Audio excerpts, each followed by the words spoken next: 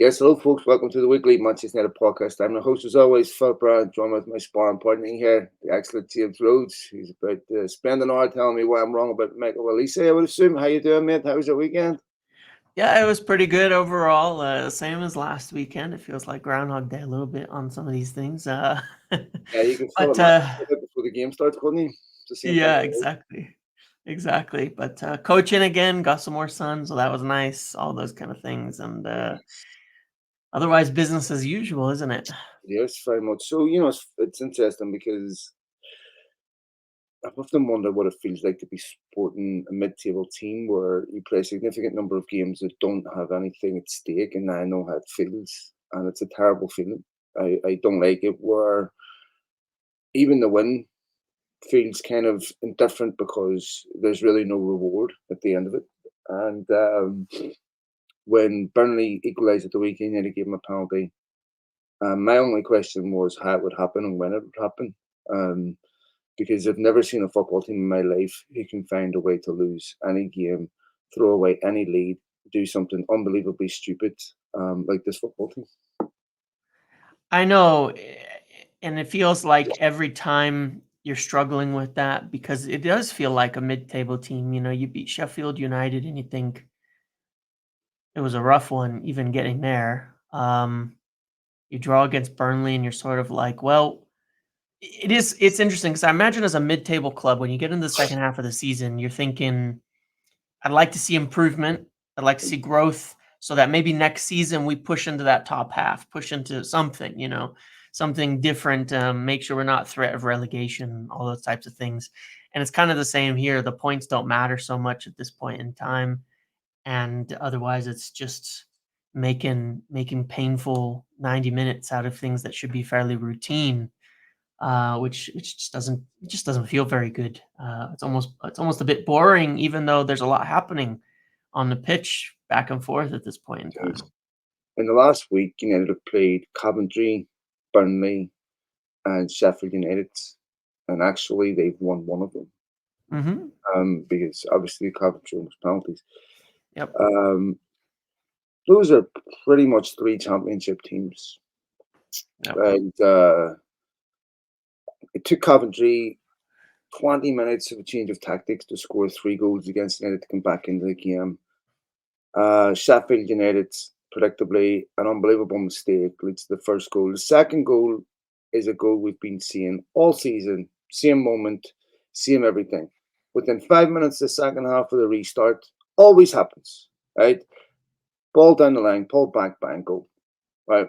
And what we saw against Burnley was okay, who's going to make the mistake to give the penalty away to throw this game away? I swear to God, I said this to myself.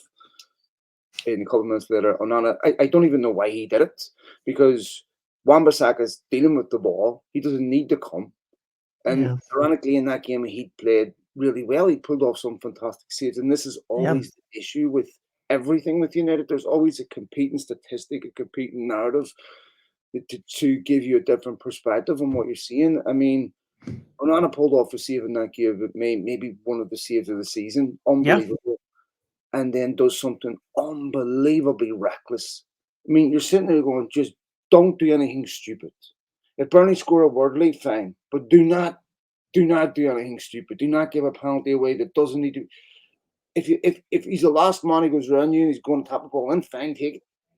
But there's no like who was it he hit? Ottawa, was it Ottawa he hit? There's no danger. He's Yeah. Saka's clearing the ball. Why do you have to come?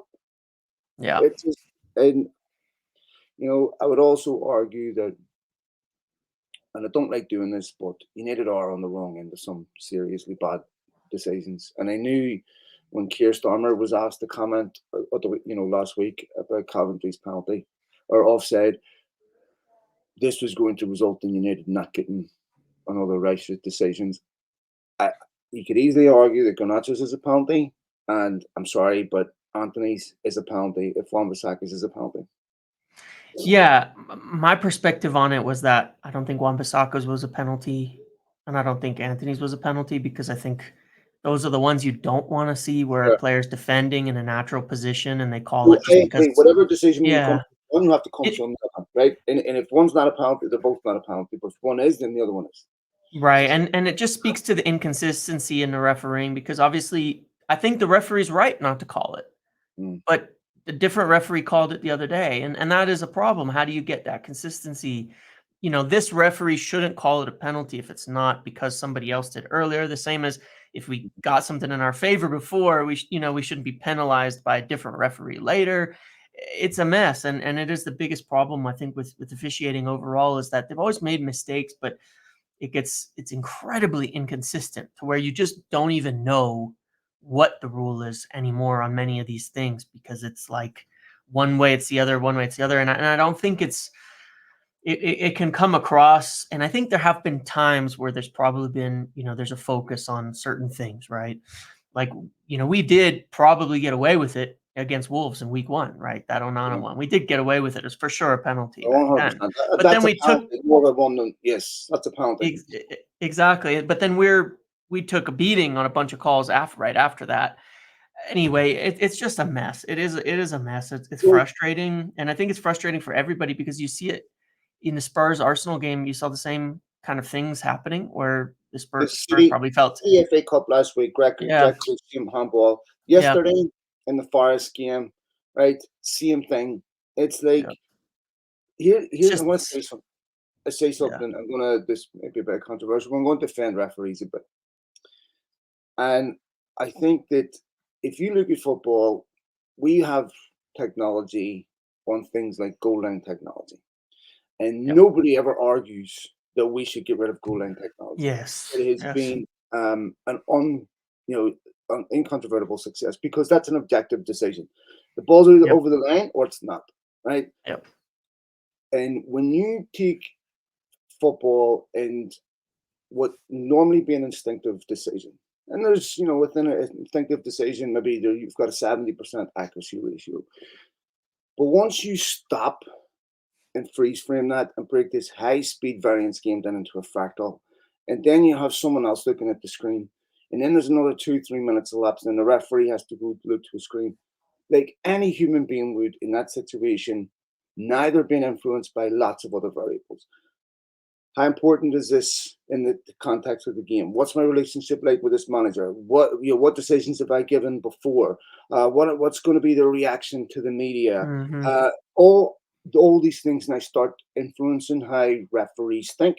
So of course you're going to get inconsistency when you start introducing more details because referees, no human beings, psychiatry is littered with the replication crisis where they can't repeat human behavior in the same conditions over and over again because they're influenced by so many other things. yep, This is why one decision makes no sense and the other one is given because they, just like every other human being, are considering all the other influential factors and giving that decision. And this was proven, James, whenever it was Anthony Taylor against Spurs, Chelsea, and what was his name, doing the VAR and said, I didn't want to get my mate in trouble by, but yes, last year, I forget his name. yes, yeah. Forget his name. Anyway, I can't believe I forgot his name. Was it Mike Dean? Was Mike Dean Yeah, involved in it? Mike Dean. Yeah, But yeah, turned around and said, I didn't want to give the decision because yeah, I felt, I just cut solidarity with my colleague. No, and this, don't be getting upset because that's exactly what you should expect with yeah. VAR, with taking these highly instinctive decisions and then freeze framing it. And now, as any human being would, they're going to consider all these other variables, and that's why they're never called the same. Yeah, agreed, and I think it shows up worse in the league setting where you have the same officials regularly, the same VAR regularly with seeing teams tons and tons of times per year. Because it's interesting when they take these officials from different countries and they put them all together in the UEFA competitions, I tend to have very few complaints with the officiating on I the was just whole. going to say this for this reason because they're not Yeah.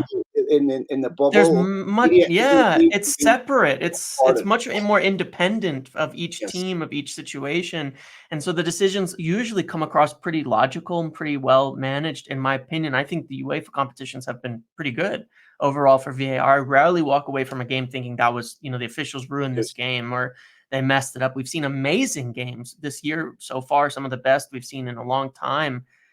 I can't remember the officials having an effect on the outcome of any of them. None of it sticks in my mind, and I think that that is a serious factor. Is you with the it's much more of an independent body when it comes to these teams from all these different countries and refs from different countries, and you have an English official with a Spanish team and a German team, and it's like there's nothing there that influences them beyond pure, a pure objective decision. And you'd like to say they should be able to do that all the time, but nobody does. Nobody can make Well, purely especially objective when they does that. decisions all the time. It's just impossible. So And yeah, it is a tricky issue. It's probably why, the answer to a lot of it, it's not a problem with VAR necessarily as a tool, but a problem of, application. Should you have a much bigger body of officials and VAR that are totally independent from each other? They don't know each other. They rotate really regularly through the whole of Europe, where you're not seeing the team more than once or twice a year at most, and you don't have these same kind of factors. I mean, they have to figure out probably a better solution to that, just for the yeah. the sanctity of the game in general. You have it's just a problem. It just becomes problematic.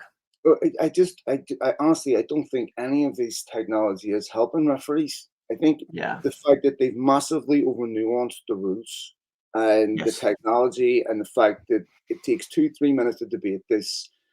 And I mean, if you're a referee in that situation, I would you all week you've had your reputation destroyed on the media, and Sky Sports have been conducting interviews beyond the grave to get their opinion on this, and Alan Shearer, who's completely a liability to the whole argument of having somebody who is impartial, because Yeah. the guy is completely incapable of being anything other than a Newcastle fanatic and hating United. I mean, his match of the day, commentary on these penalties is embarrassing, quite frankly. And for a guy who has such a committed sense of fairness, so he seems to the Newcastle owners seem to escape his attention.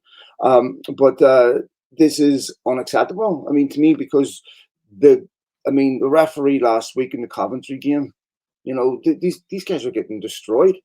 I mean, refereeing United, the consequence of giving a decision against them Mhm. is far less than the consequence of giving a decision for them.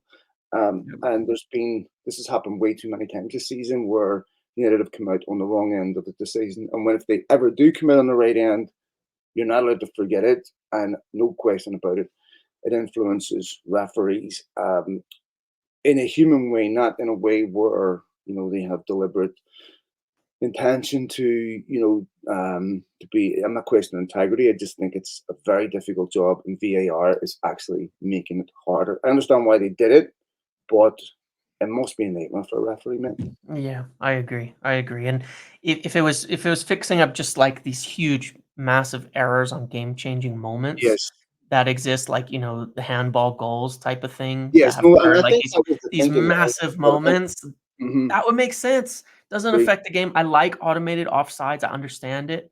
In UEFA, again, it's quicker, it's faster, it's objective. There's no Yep, I weirdness with agree. lines. It's just this is what it is. It's the same as the goal line tech. So the Yep. more they can move in that direction where they are objective machine-made decisions, if they're interfering with the game, good. Otherwise, less interference. I mean, even just taking less things to VAR and sticking with whatever was called in a moment on the pitch probably helps the situation a bit more too. Right, let's stick to the Burnley game. 47% possession. They surrendered possession stats to Burnley. I've probably said bits and pieces before on United, but I'm looking at this United team. To me, there's a lot of things that make perfect sense. You know, this United team is playing the way Solskjaer's United team played pre Bruno Fernandes, Mhm. and they're forced to do that because they don't have the pace in the back four, so they can't play a high pressing line, so they have to sit deep. And there's big gaps between the defense and the midfield and the forward line because of the fact that defense are trying to play a low block counter attack. So they're asking teams to come on to them so that they can hit them on the counter attack, find spaces, and score. They can't control possession because they can only play one way. They always have to sit deep. But of course, when you're inviting teams onto you, there's a much higher probability you're going to make a mistake, concede a goal, Yep. concede all these chances. That United have to do that because they can't control a game of football.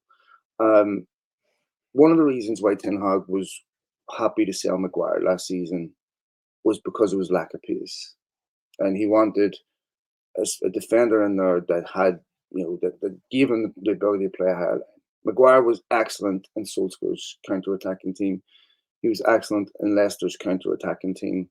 And you can see when you need to play high, whether it's Maguire, Casemiro, Varane, how easy they are done in behind if they get attacked that way. I mean, you even saw it against Coventry because Coventry sat deep, and there was a couple of times when they knocked along in the channels and they were getting ruined for pace. So I think this is a big problem for how United want to play. And I think the other thing that is a big concern for me, where I think Ten Hag really needs to face some question over, is Rasmus Højlund. I can understand why Weghorst was popular because he dropped deep, his link-up play was great, and you could see how important that was for the likes of Rashford on the wings because the space was there when the centre-backs followed Weghorst out to score. Every single chance that fell centrally to United the weekend, and they had many, fell to Garnacho or fell to Anthony. If I'm Højlund, I'm screaming at both of them. Like, get out of my position. You're not fighting Højlund on the left wing, I'm fighting him on the right wing. So they're essentially on top of him where he's competing for the same ball with his own players rather than Burnley. 25 minutes to go, and your only striker in that football club is being taken off when you need a goal. That is a big concern for me. I don't know how you get Rasmus Højlund into this United team. The stat was Onana passing the ball more times than any other player. I think Michael Cox done a review on how many times he gets the ball from Bruno Fernandes. And he's playing with wing, which was like one of the lowest in the league. He's playing with wingers that really aren't providers. They want to score. Mm-hmm. They bring on Ahmad because Ahmad sits deeper, right? I'm like, this is a consequence of a direct tactic that Ten Hag is asking them to play. Lastly, then when you see teams attack, those two wingers are really narrow. So the space that the fullbacks have to attack United and, 2-on-1s, constantly being caught. How many times have we seen United concede goals from the wingers not tracking back? Partly Mm-hmm. because they're so narrow, because when the other teams break quickly, they're not in those positions. I would have serious concerns about that. Yeah, I think it's in general one of the biggest concerns that we've had is that, I think one of the biggest critiques under Solskjaer way back when was in being unable to kind of organize those attacking patterns that would create a lot of chances for your striker and these types of things. And it hasn't really changed that much in years now. We've had a pretty consistent front three, maybe the only area we've had some consistency for some time over the course of the season because, Rashford, Garnacho, Antony, and Højlund have been pretty much all healthy since about the fourth, fifth week, I think, after Arsenal, right? When Højlund came on for the first time and then he began to start games since then. They've all been pretty available. And I I don't really see, as you described, any sort of consistent way to make chances for the striker or for the striker to get involved. Um, and it's interesting in the last few games, Højlund's average position has been deeper, deeper, deeper, deeper, deeper, to where he's actually almost behind the center midfielder at this Exactly. point in time on average. And it's because you trying to get in the game, trying to somehow get in the game and get involved. Because there's nothing happening when he's sitting up top. It's not going to him. It's nothing's happening there. And Garnacho, I think, on average position, which is very normal for United. Whoever's playing on that left wing, it's the same. You look at the average position of the team, they're 20 yards ahead of everybody else on that left wing because they're usually leading the attack from the left, looking forward for the break and staying high or up to provide kind of that outlet for the team when the pressure comes in and they get the ball back to be able to kind of launch it through and send them through the. But it's not getting to the striker, and I don't see why it ever will with how we're playing. I don't see any solution to it with what's happening. I don't see any even attempts, for it. Mate, and this is exactly my issue with Elise. It's not that he isn't a top player. It's not that he wouldn't beat I just don't know how do you get him in a position where you have a different outcome than what you're having right now. Because even if you are a creative winger, right, the positions that you're occupying, you're picking the ball up, you're not going to cross the ball to Rasmus Højlund, right? At best, you're going to square it, and you're going to be 2, 3 feet away, right? And so I look at the positions that Højlund's occupying. I mean, Fernandez is leading the press, right? Mhm. United don't really have that high press team because of the way their defense is. So it's not really a team that can play a high press because they don't have the players to do it. Um, I noticed that he put Wan-Bissaka on the right again at Sheffield United and at Burnley. Yeah. There's a major problem because if your wingers are going to tuck in, your fullbacks have to get down the line, right? And Wan-Bissaka isn't a good enough footballer to give you an option on the right as an attacker. So Yeah. this constantly gives you your right winger a problem. And it's the same on the left, because if you look at, go back even as far as Memphis Depay. Memphis Depay's best form on the left came when Luke Shaw's best form came. Right? I remember him having a really great period for a while when Shaw came back. And then when Shaw got injured, Depay's form fell off a cliff. And same thing on the left. With no left back, it's a major, major problem because they don't have an attacking option on the left. It makes it really, really one-dimensional. Now, Yeah. there's a lot of things that I've said before, like, a brilliant stat from Carl Anka in the fantastic Talk of the Devils podcast last week. This was also telling that United have given more minutes to teenagers in the Premier League than the top 6 combined this season. Mhm. That's a Yeah, makes sense. consequence of squad depth, right? And I think what I would also say is you've seen Maine's energy levels just drop a little bit over the last few weeks, which is entirely normal. This is exactly what Yeah. you should expect. And United obviously bring it off. United fans aren't happy, but one of the biggest indicators of injury is massive load change. And United Yeah. have to manage this really, really carefully because if they have to have any prayer against City or anything, they're going to need Manu fit. They're going to need these players fit. But James, I still have major concerns about the fact that no Ten Hag's United team has ever been able to get a central striker in the game. And we're talking about banning another central striker. Mhm. It's going to be the same thing. Yeah, and I wonder about that because, I look at and that's my thing, right? Is I take it and I say, when I talk about a creative winger, I'm saying something has to change because I think Mm, somehow we have to have that and we have to change how we attack where that person will become useful. But I don't think we have anybody in the squad yeah. good enough at that at the moment. So, yeah, Olise comes into this team now, he's not going to do any better with how it's playing at the moment. But I think to move forward, we need a player of that with those attributes and to change the way we're attacking. And I agree with you in a sense. When I look at some of the things that are said about, like a striker's a priority to buy another central striker, I look at that and I think, what are they going to do any different? What are they going to do to improve it? Maybe Mm, Harry Kane can come into this team and play a bit differently because he has, of course, some of the elite creative traits of coming deeper and doing things and all of that. How many times is he going to get the ball if he were to come into this team right now in order to do that? That's also a rare breed. I mean, Harry Kane may be one of the most complete strikers we've ever seen in many respects.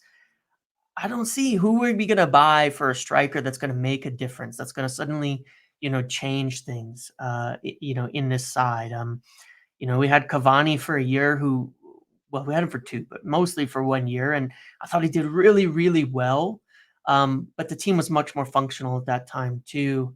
I think in a lot of capacities, and you had lockdown, and you had a lot of different things going on. But I don't see, how a striker changes it for another striker changes it for Hoyland. You can give him rest. It's not gonna change much. I mean, yeah, this position is dying in football, right? yeah, Football goes through different phases, different fashions. Barcelona's number 9 is what, 34, Lewandowski. Real yeah, Madrid don't really have a number 9 anymore. PSG played against Barcelona first game of the Asensio up there. Arsenal are playing Havertz up there. I mean, Liverpool's number 9 is nowhere near good enough. Darwin Nunez, right?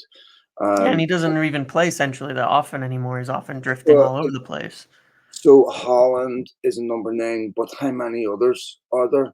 Yeah, And this is part when you play those inverted wingers like that. Um, that number 9 is it's almost irrelevant. yeah, he And loses so, space. Yeah, yeah, I mean, in a team like City where you create a million chances, you're inevitably going to score goals. But I think I read an article, Holland hasn't scored away at any of the top 6 this season. and he Or struggled in the Champions League recently too. yeah, well, against the top teams, in defense of the stat of Bruno Fernandes and Rasmus Højlund, it's probably one of the hardest balls to execute in football, Yeah, right? for sure. Because it's highly compact, and these are the areas where teams will not give you Yeah, middle space. to middle is going to be Yeah, the yeah. toughest. These are the Yeah, places where teams won't give you space. Secondly, to be able to pull that off, you can't be a counter-attacking team, right? You have yeah, to be able to cut teams open with patterns and rhythms of play and being able to create spaces in behind. And United are just nowhere near doing that. For Hoyland, you're going to get frustrated and your confidence is going to get hit very easily in this team. Um, you know, James, I've said this before. Obviously, Ten Hag's future comes up every week. There are certain things I don't like that I wish he wouldn't do. One, I don't like him coming out after a game saying things like we're one of the most entertaining, high intensity teams in the league. I mean that to me, I understand there's lots of reasons why United are in the mess that they're in. But the one thing he has to have a modicum of self awareness is that he's also now like a politician campaigning for his job. And he needs to convince fans that this is nowhere near good enough. Van Gaal made this mistake, right? mm, Oh, they're all saying Louis Van Gaal's written went on me. Look, right now you need to convince the fans that what we're seeing looks nothing like what an Eric Ten Hag team will actually look like. And this is the concern for me is even with all these players back, are we still going to be a team that can't get a number 9 into a game? I mean, if you look at the goals scored last season, no Rashford. I mean, Ten Hag's stuck not in the job. yeah, And you have to have more than one goal threat. And right now, United don't really have that. I mean, Bruno Fernandes is the top goal scorer in the team. yeah, yeah. I mean, that's a major, major concern for me. And Ten Hag needs to really refine his messaging to say, I don't know, I understand why he doesn't want to criticize individuals, but the team and say, look, looks nothing like what my vision is for Manchester United. Turning around and saying stuff like that is criminal to me. Yeah, my biggest problem is this, and I feel like if you've ever had employees or people who work under you or kids or things like that, you kind of understand this point. I don't know if I've mentioned it before on here, but I feel like I have this kind of a perspective is that when something's going bad, it's really hard to trust people who say nothing's wrong and will tell you, the way that they respond to you when you talk to them gives you a lot of a impression or faith or trust or whatever you would have in their ability to fix it. And when something is not the way that it seems and you go to somebody and they say, "Yeah, you know what? This isn't good enough. This isn't how it should be. I'm gonna fix it." You trust them a lot more than the person who brushes it off or says, "No, it's fine. It's all good. It's fine." And that's kind of just, I mean, that's just the nature of kind of taking responsibility for it. Is you want to see it almost goes against it because people get the idea for whatever reason that if they admit that something isn't good enough, then it makes them worse than maintaining that it is and that this is the right way and that this is it. I would Yeah, have the a lot more. first step to fixing the problem is recognizing this one. I would like a lot more brutal honesty without targeting players and things like that because it doesn't work. But to say, look, this isn't the way we want to play. We are not getting it right. We are not doing the things right each and every week. We are not getting our game plan into effect. It is not happening the way that we want to. This looks nothing like what I want the team to be. I would actually feel a lot more confident hearing that. I think most people would. And you'd get media tearing into somebody for admitting and saying those kinds of things, but it doesn't really matter. From a perspective of fans, I think they appreciate it. It's like you get in the same critiques with players like Marcus Rashford and such. When you pretend nothing's wrong and it's going all okay, people jump on your back a lot more, for the most part. And I think that happens with everybody. And it's just the type of thing. If I go to somebody, and I say this isn't good enough, and they tell me it is, Mm, I don't. How am I going to know they're going to fix it? How can I say that they're going to fix that and make it better when I'm looking at it and saying it's not good enough? If they're just, if they would just say that it was, I have a lot more trust in them that they can fix it, yeah, that so, something's wrong. And that's my perspective on it. That's kind of mostly what bothers me, like you said about the comments, is if you're saying this is how you want to play, then I have no faith that you know what's wrong and will be able to fix it. But if you will say this is not working, then at least I know you're looking at it and saying it's broken. And you can't fix something until you know that it's broken. If you think it's fine, then there's nothing doing. So yeah. I agree I with you mean, there. Definitely. you could definitely come out and say things like, "Look, I trust my players. I trust their ability. I trust that we'll get it right." Obviously, none of us are happy with where we're at. And there's a million ways of also accepting responsibility yourself. Yeah. So you're not just blaming your players and saying, "Look, Yeah. it's collectively we're not where we want to be. We're not where we need to be." And instead of coming out and saying stuff like that, because Yeah. here's the thing: you can be entertaining when you're calamitous, right? Yeah. There's lots of teams could turn around that, start throwing caution to a win being wide open. But, they're also trying to get results at this level. So being wide open in games, I mean, it took Burnley 20 seconds to have a shot at the weekend. Mm. That Fofana has made me nervous, by the way. He gets a ball in the edge of the box. I'm like, tell me United are not going to go 1-0 down for 20 seconds against Burnley. And a couple of times Burnley are in on goal. Onan had saved them. And I'm like, this is. I put a tweet out about a week ago saying I just want to be able to watch United for 90 minutes without shaking my head in disbelief at what I'm watching. And I haven't been able to do that this week. And I thought maybe it would be safe doing it this week. No disrespect to Burnley. I mean, take a look at some of the results. I mean, I think Arsenal had them for 6 and stuff. City had them for 6. It's like I look at this and going, I want this to stop. You know, as I said before, I could sit here and say absolutely none of the problems that United or Ten Hag's fault. Let's just say, be the most generous we could be and say everything that we're seeing right now has nothing to do with Ten Hag. But that's a different question than saying, yeah, but what will an Eric Ten Hag, best Eric Ten Hag team look like? Do we ever see a Ten Hag team that could, win the league? Maybe he could. I'm not. I know people say United are a million megs when all that there, but what was Arteta, sixth? They finished sixth, I think it was. And in the next year they had the title challenge. Things can change quickly if you have a cultural change. You bring in the right players. It doesn't, like Ranick was saying, it doesn't have to be 3-4 years away. And quite frankly, if you're a United manager, you have no right to talk like that.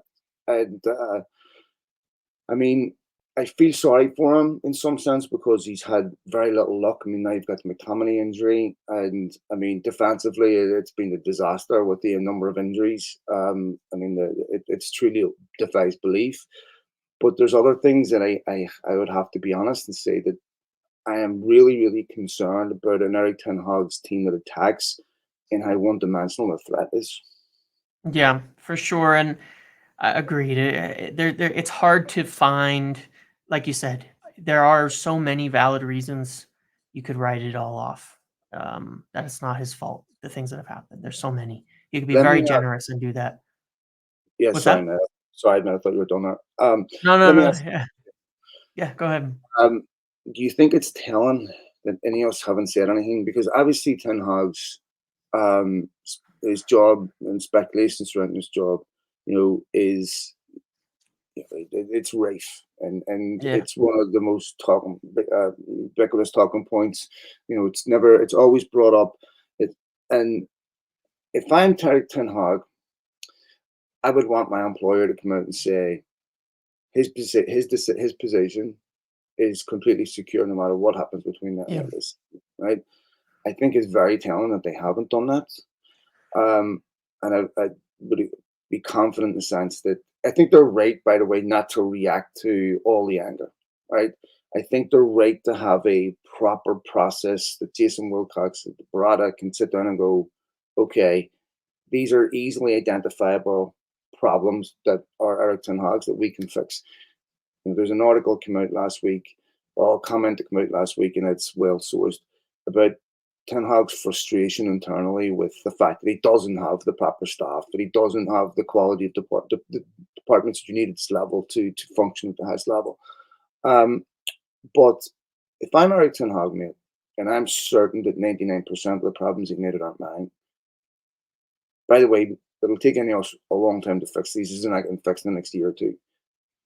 I would quickly want to start distancing myself from these failures because Ten Hag still has the pedigree where if he gets sacked at United, he could go on, recover, and have a great career somewhere else. No Yeah. question about that. I mean, there's not a lot of great managers out there right now. So for him, it might be a part of him saying, I want to distance myself from this. But because he's going to become defined by these failures. So the question is, one, do you think Ineos should make a statement? And if they do sack him, who do you want? Because this is a big, big question. And do not say deserve on this podcast. No, for sure. No, it's interesting. I'll get to that because I think people will be a little surprised by it. But no, I think there's a couple of things that are telling that you could look at without any inside information at all. Okay, in terms of some of the things that have come out in the last week or so. Number one, you have a story from very, very well sourced James Ducker at the Telegraph about when, as soon as Wilcox arrives, that Eric Ten Hag is on trial and he's being assessed over the last month. Now, in one logical sense, one could look at it and say, can you really assess a manager in 1 month? Doesn't totally make a lot of sense to me. But it does lay the groundwork for the decision being a football-based decision, right? That you have an expert who's there. The first person, remember, this is the first person that Ineos have been able to appoint who's actually arrived on the job, right? Because Omar Barada, even though he's involved, is still on gardening leave. Dan Ashworth is not done. This is the first person Ineos have put into the club. And instantly you get this story. I think that's pretty telling that it lays a lot of the groundwork for the decision to come. And that could be either way, just based on that alone, right? That it's a football decision, that Wilcox has assessed it and said, he's the right guy. He can play how we want to play. He can do what we want to do. It's not his fault. And we're ready to go. Or look at it and say, no, it's not good enough. There's other problems. There's communication issues. It's all well detailed in that article. It lays out kind of the way it could go on both ways quite nicely. But then here's a couple of points that I want to make. Some of it just came out today and, well, publicly came out today, but has been a plan for a long time. Ten Hag speaks a lot like we're in the middle of building towards something, that it's progress. Today, United have, somebody has briefed quite a number of journalists that pretty much everybody's up for sale and is available. Mm-hmm. That's not the actions of a team that is in the middle of building something, but a team that's about to start over. If you look at it on that way, if you're saying we're only keeping, Kobbie Mainoo, Alejandro Garnacho, and Rasmus Højlund, 3 very young players, only one who has been purchased in the last 5 years of those, because the other ones are youth, of course. Well, I guess Garnacho was, but from the youth level. You're not saying we're building something, we've got a core team here that we're going to keep progressing on. You're saying we're okay with anybody leaving except those 3 because they're young, they have great value, and they have a great future, and they could probably fit into whatever we want to do moving forward. That doesn't, from an outside perspective, speak to me of a continuation of a project, your favorite word. It does not speak to me of a continuation of a project, but rather a starting over, okay? Let's say a building, it speaks to me that you're starting over, you're leveling the playing field, because if you're continuing, you would at least have some core players. You'd be thinking, yeah, that's someone we're building off of. That's someone we're continuing to work with. They're kind of saying whoever we could get out, they'll be gone. And then we'll figure out what we need. That sounds like starting over from that perspective. So from the outside, you could look at it in many different ways and come to conclusions. You also have the story, today from someone that, Ajax would like to bring Ten Hag back. Yeah. That his decision, again, will not be announced until after the final. And I still sit there and think, if he's staying, why can't you say it now? Mm-hmm. And give some confidence ahead of the FA Cup? Then the players they know there's going to be I agree. the same manager. And it to me, from the totally outside perspective, it is pretty telling, like we've talked about before, that he hasn't got this backing. It's sort of like, is it going to be made off of winning or losing the FA Cup final? I can't see that being logical. I can't see that being the way people like this would operate. Yeah, and here's the thing, James, right? Um, any of us will be well aware of all the internal feelings at this point that you could easily say are causal of why United are in a situation. So they will have been able to take all that information into consideration. And if they felt that, you know what, this is the 99% of the reason why we're feeling, then it's easy to come to a decision and say, we're going to support it. If you are saying that that's not enough of a reason. We have to. I mean, I don't care if United win every game between now and the end of the season and when it's 5-0. It doesn't change what we know right now. And even if I, mean, I don't, I'm never confident in going into a game of football. Yeah. Um, and Mhm.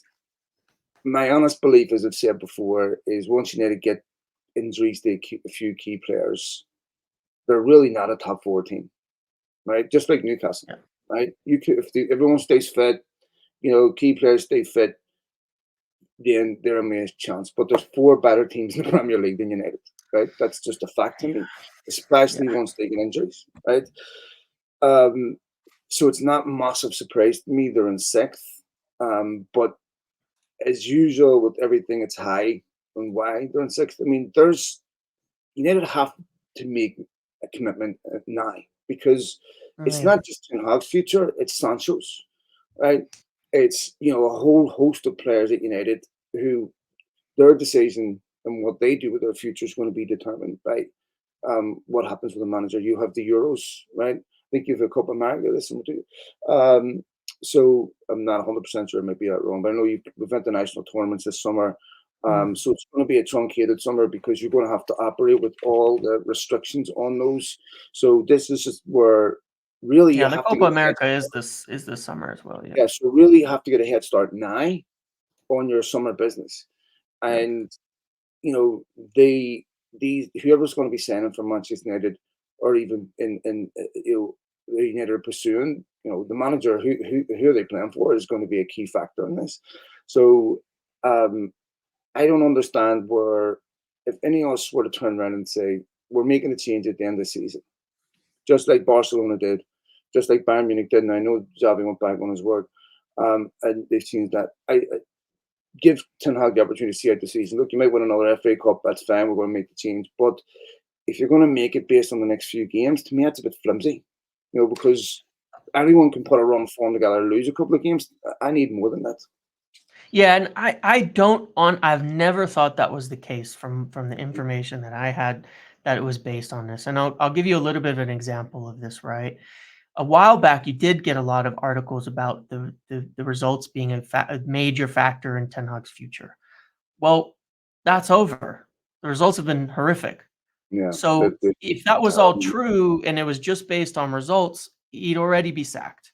I don't think that was ever really the case. I think there's a big picture that goes into all of this, down to whether he stays in the job or not. And it's not going to be based on the results of the next few weeks. That's my opinion on it. Now, you asked who would I like, Yeah, and some talk about De Zerbi, and I wonder. The only thing I wonder, and I don't know if this is reasonable. I don't know that this is true. This is 100% a speculative thing that I'm saying here. Okay, this is purely opinion, so don't take it as anything else. But is it reasonable to say someone isn't the right manager, but you don't have better options available? And that's why I'm asking, because I'm saying, like, let's say you were to rank all the managers you could get, and Ten Hag falls somewhere in the middle, and you miss out on all the top ones. What do you do? Do you get someone you think might be worse, because you think Ten Hag isn't the guy? Probably, to be fair, you might just have to anyway. I've sort of mentioned it before. If you've decided that you're not going to be with your wife anymore and you've told her that, then you're kind of out of options at that point in time. But to go out there and try your luck with whoever you can. Um, but I look at it and I am a little worried about it. So tell me, it's easy. I It's like am a almost a strategy. Well, Not the strategy, not a recommended strategy in the slightest, not at have all. Joey Greco If chasing you around my camera soon, getting in their car. Well, do you know something to say? Well, uh, no, but in terms of the options, right? So you look at Liverpool went through a whole bunch of things before settling on Arnie Slot from the Dutch mm, league. We'll see how that works out, right? They passed up on Ruben Amorim, who was definitely someone they considered. Um, Xavi's staying at Barcelona. So it's kind of sorted itself a little bit. Xabi Alonso is staying at Leverkusen. So mm, some of the best candidates out there have kind of settled now at this point. And the market that once looked a little bit hectic for managers is actually kind of calm at the moment because Bayern are Bayern. Nagelsmann has said he's staying with the German team. So what are your options now? When you look at it, I would say, of course, you have Thomas Tuchel as one that's been talked about a lot recently. You still have Graham Potter who exists, and you can't take that away. You have the talk about Roberto De Zerbi for many different reasons. You've got Ruben Amorim, who's obviously been of interest to a lot of English clubs. You have others like I'll probably butcher this pronouncement, but Lopetegui from Spain, who West Ham are looking at as well. Pablo Fonseca. uh, You have Thiago I Mota. What's that? think AC Milan are looking at Lopetegui too, but yeah. Yeah, you have Thiago Mota, who's probably going to Juventus. I don't think anyone's going to hire Allegri from one of the big clubs, but so there's options. Me personally, talk about De Zerbi specifically because you wanted my opinion on that. Um, I have the exact same problems with De Zerbi that I do with Ten Hag, almost identical. I think he's been really rigid with certain things. I feel like his system maybe works in ideal conditions that have to be perfect, and outside of that, there's not much adaptability. I think it's been really bad. The results for Brighton, I think, Mm. are it's Brighton, but at the same time, it's been really bad the last few months, I and think if it was, sorry, go ahead, man, that's just it's a tough argument. I don't know a ton about him, but every time I've watched him, I've thought I see a lot of the same issues. I see an open midfield. I see conceding a lot of chances. I see, you know, um, I talked with somebody and they said, look, you take people like Pep Guardiola, Jabi Alonso, what makes them really good aside from their system is they problem solve also. They figure out if something is an issue, how to fix it. And then you have managers who are way too rigid in that don't fix it. And I think that's where De Zerbi falls for me now. And I think he'd have a really hard time at United. I think it could go really poorly. I think of the people discussed, I would still choose someone like Ruben Amorim simply because it has its risks. There's no doubt about that. I'm I not agree. saying it's I not agree. risky. I It's agree with risky, but he's doing really well. He's done really well at Sporting. He's done it for 5 years now, basically. Has had a team ripped up a lot, so he's had to problem solve in terms of his team because they sell. In Portugal, your team is not the same every year to year. It's a good physical league. He's done well in that respect. He's a good personality. He has a lot of confidence. He's got a lot of personality. I think there's a lot of positives to him. There's no guarantee in it, but I think he's course. somebody you could say, yeah, we're going to build a young team with this guy, and it would be a good choice for that. That'd probably be my top choice if of the Mm. people available to say there's a lot of upside. There's a lot of upside to someone like that, and you know, there's risks with everybody, but there's a lot of upside. Yeah, I mean, look, if I was going to be kind to De Zerbi, I would have to give him the same charity that I'm giving Ten Hag, and that he's had a lot of injuries too. Brighton have Yeah, had a lot of injuries, yeah, and the difference between Pep and De Zerbi is, Pep can go to players and go to a squad that he's been building for years, where he has an almost like for like replacement. I mean, some of the players on City's bench are unbelievable. yeah, Um, Matthias Nunes, you never even hear about. The Calvin Phillips wasn't getting the game. They have ridiculous depth that they can rotate to, where De Zerbi doesn't have that. And so inevitably, when you lose key players, you can't play the way you want to play. So I'd have to give De Zerbi some, mitigation there and say that if Brighton get a couple, 4 or 5 injuries, they're a mid-table team, which is fair, right? If everyone stays fit, then fine. It would concern me a little bit that pretty much since October they've stalled, and their young players haven't been, Evan Ferguson always out for the rest of the season. Hasn't scored since Forest away in January. A lot of the young players, second half of the season, did not progress.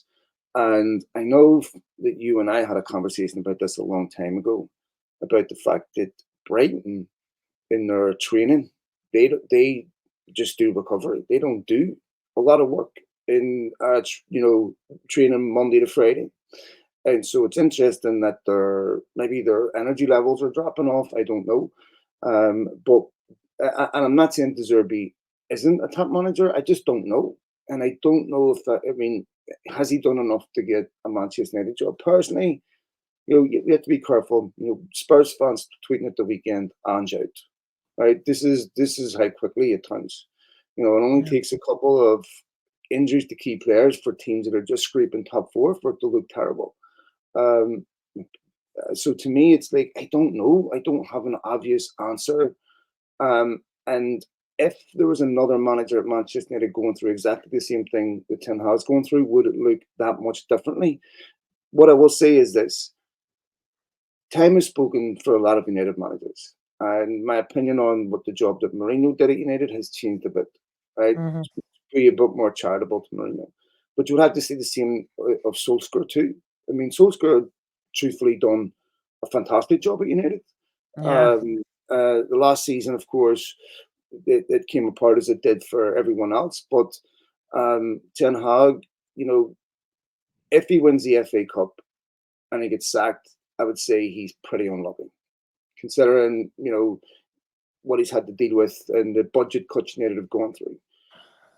But what I'm afraid of happening, James, is United going out this summer, backing him, 7 or 8 new players, and then sitting in October exactly where we are right now. I agree. It is tricky because if we do that, like I said, I think we talked about this before. If you go out and you say, give him another chance, then you have to spend a lot of money this summer to Yeah, rebuild this team and fix the problems that he's having. And if you have to then if it goes poorly and you sack him in December, November, you're screwed. You wasted a whole 'nother year and a whole lot of money, and you have no idea what you're gonna do then.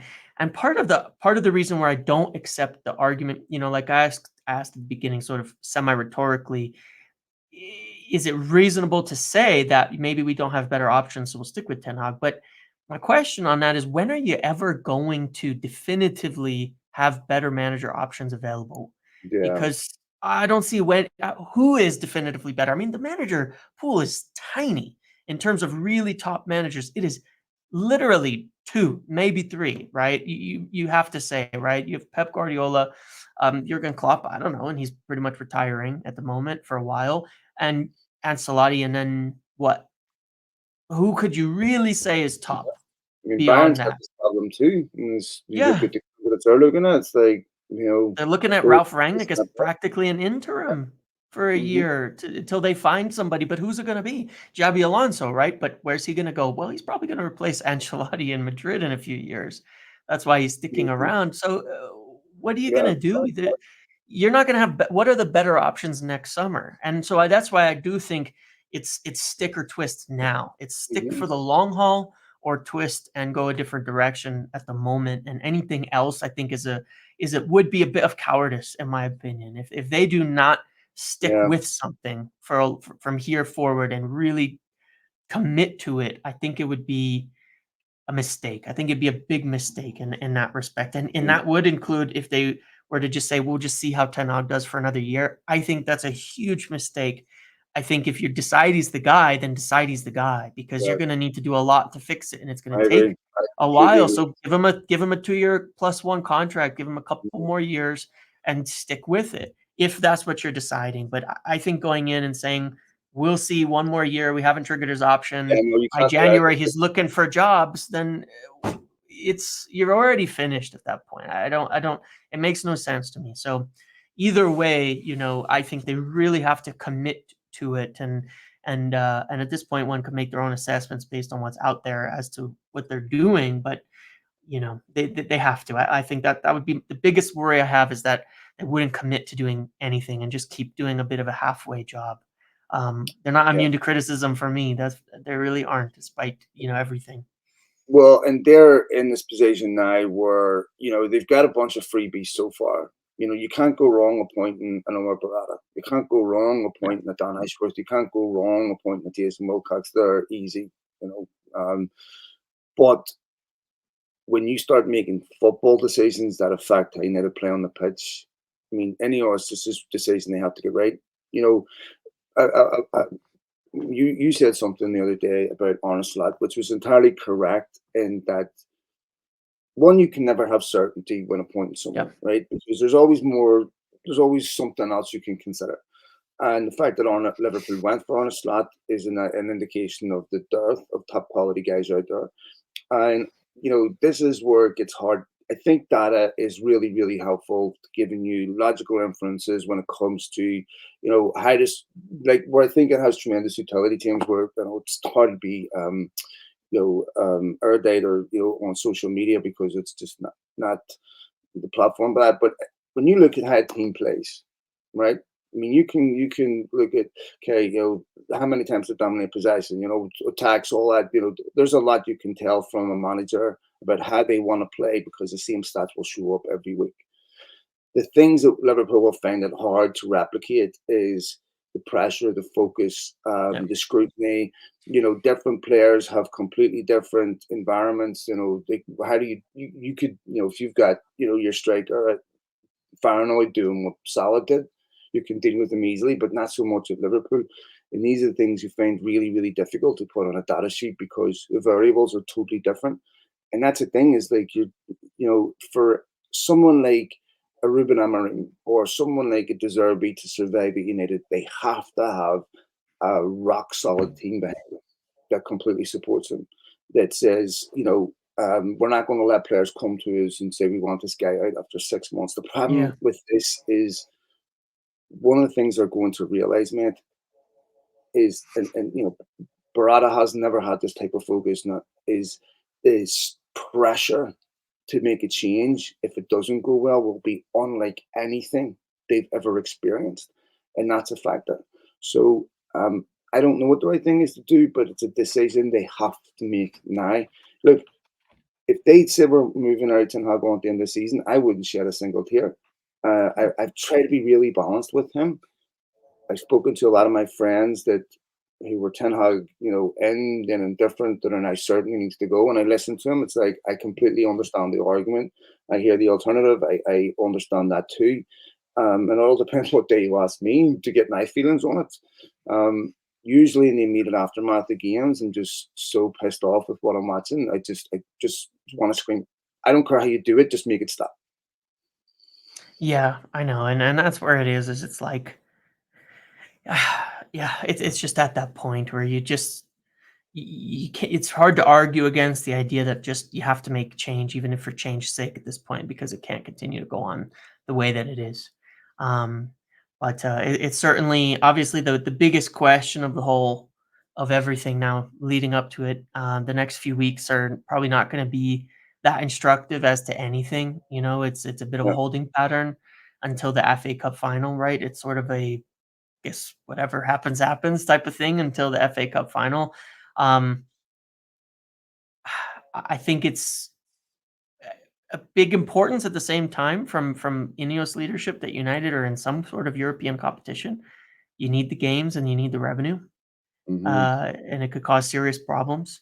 And then obviously, sort of in tangent to this, when you start getting these briefs about all the players being available, you kind of know the season's over because you don't want to say those types of things. I put this out on a video back on February 15th that this was the case, even with the exact same three players named that were pretty much safe about the situation, because this has been this way for a long time. But it is instructive to note that when it's being put out and it goes through these multiple very good journalists who have close ties to the club, someone is basically saying we're okay with it being out there now.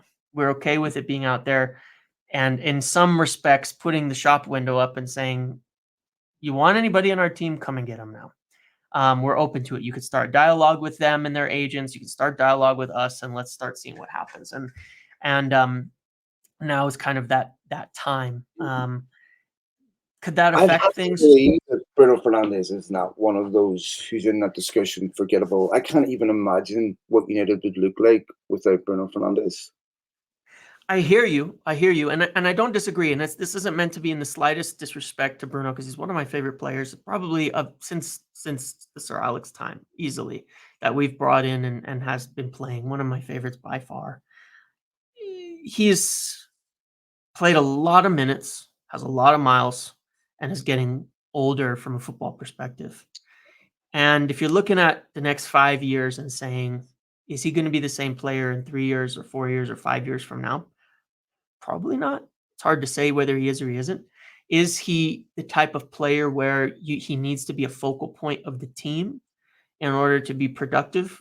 Probably. And you'd have the same question to some degree about Marcus Rashford and his, he's not in terms of age, but in terms of being a focal point, someone you need to kind of to some degree build the team around to get them the most out of them, to get the best out of them. I think those have to be considerations. And that's part of where, the point I was saying earlier, where I say, if you're saying all these players are available, and yeah, it would take big offers. So I'm not selling Bruno for 30 million or 40 million. You're talking a very large fee for players like that. But if you're making them available in a respect where if they wanted to go and the money came in, then you're saying where we go in the future may not look the same. And we really are starting over. And so, yeah, I can't really imagine what it would look like. If we get into next season and there was no Bruno, no Rashford, no Maguire, not to put them all on the same level, but, no Maguire and, what would the team look like? I have no idea at this Yeah, point in I time. mean, No Casemiro. I have no idea what it would look like. I have no idea what we'd even be doing. I wouldn't be able to sit there and tell you this is how we're going to play. This is the way we're going to operate. This is what we're going to do. This is how we're going to score goals. You'd have no clue until you actually watch us play football. I think that is a possibility. I don't think most of those players are going to be sold. I think it's really unlikely that come the end of the window that Rashford, Bruno are sold. I think they're both probably going to be here still. But I'm just saying when you kind of look at look, the perspective of it, it sheds maybe a little bit of light on yeah. the future. To me, my opinion is United shouldn't be looking to sell players the minute they turn 30 because I agree look, with that look, too. look at Modric, Real Madrid was running the midfield at 35, 36. His Yeah, value to Real Madrid on the pitch far exceeded anything they would get from selling him. Uh, United want to run the football club like, we're just a farm place when once players reach a certain level of maturity, we're going to sell them. And because making a profit on our players is more important than anything else. yeah, Bruno Fernandes, to me, is one of the few problems that don't need fixing, if you mean. He's not a problem. There's no solution to me needed there. And if you want to bring in someone like John Neves, and you grow him in that position, fine. But trying to replace Bruno Fernandes with someone that's on a similar level, even if they're young, I mean, if you're going to go out and sign young Neves from Benfica, he's not doing the numbers next season that Bruno Fernandes is, right? And very so, expensive too. A lot of yeah, money. yeah, I A lot know. of money. And so, but that's a type of quality you're going to have to be looking at Yeah, to talk about it. I mean, Bruno Fernandes' numbers are absolutely unbelievable, and a United yeah, team that is almost impossible to do that in. I'd like to believe that he, and the fact that he's always available is another factor. Would yeah, not be someone that would be up for grabs. But when they say that most of these players are up for grabs, it's hard for me to disagree with that. It's hard when I look at that and go, how many would I desperately not want sold? I mean, Christian Eriksen has to be moved on this summer. Christian Eriksen does not have the legs to be played in midfield, and I'm surprised that Ten Hag played him at the weekend because he's just so slow. And when United were conceding goals early in the season, a significant yeah, number of them was because Christian Eriksen was not defending. yeah. And you can see he just doesn't have that energy. I think when I look at said, how many of those players would I desperately not want sold? Not many. I mean, how many players in United's team this season would you say are unsellable? I mean, it would be the players that you listed. they obviously have an issue with Marcus Rashford. Now, Marcus has to make his own decisions too. He has to decide what he wants to do. And I mean, I'm not speaking from a position of knowledge here, but I'm sure part of him wants a mental break. I Yeah, believe in my heart of hearts, Marcus Rashford is a world class footballer. yeah, I me think too. people underestimate how important the mental side of this is. And there's obviously, as we've talked about before, things that have gone on behind the scenes that I'm not privileged to say that would honestly it would give some context to certain things. Um, so for me, I would prefer to see Marcus Rashford stay at United and find his best form and be happy. Mm, Um, I, I, I look at Maguire. I look at. I honestly did not think Harry Maguire would have the season that he had based on where he's been. It's possible, um, but the right environment also has to exist at the football club too. And yep. he has to ask himself some really deep questions about what he wants to do. But James, it just goes back to something that I said on social media last week, and I'm not pointing fingers at anyone because I include myself in this, and that professional athletes are human beings. And I have been a prick to people on the internet, not really thinking about the impact on a person on the other side of the screen. Someone that if they were standing in front of me, I would never say that to their face because you Yeah. see the impact of your words and it would make you feel deeply uncomfortable. I know it's easy for people to think, oh, he's making all this money, and I worry the things that keep me awake at night. If I had all that money, I wouldn't have any stress. Well, so you wouldn't worry about the things you worry about right now, but you would worry about other stuff. And money, once you start getting it on that level, it destroys your family. Your second cousins, brothers, they want their wedding paid for, and if it's not, millions of pounds, and if you get your second cousin a Ferrari, it wasn't top of the line, and you see this when people die, right? Money tears families apart. Everything that's normal to you and me, they can't do. They can't go out just to, go out for a drink with their friends. I mean, I've talked to footballers who've told me, they're afraid even to bump into somebody in case they get a sexual assault charge. Everything is, it's very, very difficult to do that. And Marcus has zero anonymity. I'm not saying this is what he's going through. I'm just saying that, it's we have to realize, like we've seen with Dali Ali, we've seen other footballers, we've seen they're human beings, and I want to see him flourish. I know he loves a football club, and I know his preference would be to stay at United. But I think honestly, he's in control of his future more than anyone. If he, Yep. but, Yep. but I don't think there's a lot of places he realistically could go. No, I don't think so. And the last kind of point on this as well is that one of the things you don't want to make the mistake of doing here with the change in ownership and a bit of a overhaul or a reset or whatever you'd want to call it is what Chelsea have done. Mm-hmm. They sold off everybody who had any kind of experience, who had any kind of leadership, who had any kind of, the traits that you see in Bruno and Harry in their times at United, they are valuable. And you miss those things when they're gone, when you don't have people with the kind of experience and ability to kind of front up to criticism, front up to these kind of things that you have the players who've been there in these positions on the biggest stage and have dealt with it. Chelsea, you look at the team and it's a chaotic mess, and it has been for a while now. They got rid of all their leaders in that locker room, all the experienced players. They've sold them off to other teams, even including Mount to us, who's apparently a very level-headed person, even though he's had injury problems. They don't have any leadership on the pitch, and you can see it. They're sitting fighting over penalties, Mm-hmm. disastrous type stuff that does derail your season because they have enough talent to be doing Mm-hmm. way better, and they have no leadership. They have nobody doing it. Thiago Silva is not a good example. His wife's sitting there tweeting during games, complaining and making, this is not a workable thing there. So they have nobody. They've sold off players who are doing well elsewhere, like Havertz and all of that, and that doesn't work. Jorginho, and that's something United cannot do if they're going to reset and build with Garnacho, with Kobe Menu, with Rasmus Højlund.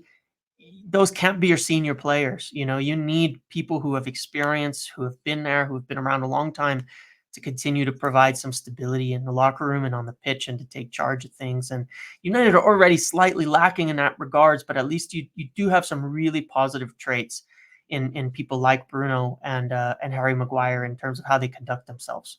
And I think that it'd be a shame to lose all of those. And even if you got the best young players in the world, it can throw everything out of balance if you don't have, some experience on the pitch, and it really can have a knock-on effect to the manager as well, having a lot of difficulty getting through to people when you don't have some of that experience. So certainly they shouldn't sell off everybody who's been there for some time just for the sake of it. There's no doubt about that. All right, let me ask you one or two questions before we leave. What players would you definitely not allow to leave the football club this summer? I would keep Lissandro because I think what he brings is a talent and it's something we don't have, and his abilities. Some of the abilities and traits that he has are fantastic. Um, Obviously the three young ones, I would keep all of them, right? Kobe Manu, Garnacho, Rasmus Højlund. Yeah. I would keep Diogo Dalot because I think it'd be a huge mistake to let him go. You don't have, if he's Maybe. gone, you don't have a single right back who's competent at the moment. Wan-Bissaka is really struggling. I can't say I would say much beyond that. I can make a case for Onana at the same time. The mistakes can be pretty frustrating. I think you could get a keeper of his quality in, and it's less of an impactful position, I guess, in some respects, or it should be.